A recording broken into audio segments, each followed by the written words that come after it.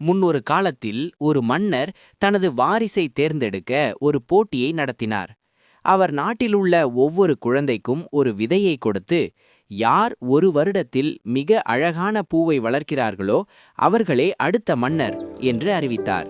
சென் அந்த விதையை மிகுந்த கவனத்துடன் நட்டான்.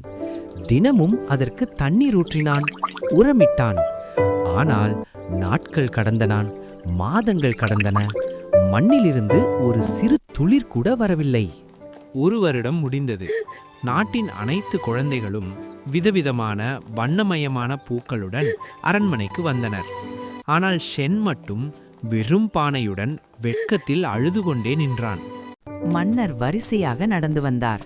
மற்ற குழந்தைகள் காட்டிய அழகான பூக்களை அவர் கவனிக்கவே இல்லை. இறுதியில் அவர் சென்னிடம் வந்து நின்றார். உன் பானை ஏன் காலியாக இருக்கிறது என்று கேட்டார்.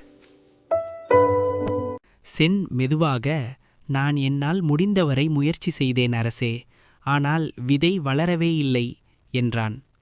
மன்னர் சிரித்துக்கொண்டே, நீயே அடுத்த மன்னன். நான் கொடுத்தது வேக வைக்கப்பட்ட விதைகள். அவை ஒருபோதும் வளராது.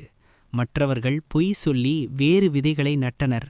ஆனால் நீ மட்டுமே உண்மையாக இருந்தாய் என்றார். நீதி, வாய்மையே வெல்லும். பொய்யால் பெறப்படும் வெற்றியை விட நேர்மையே மிக உயர்ந்தது.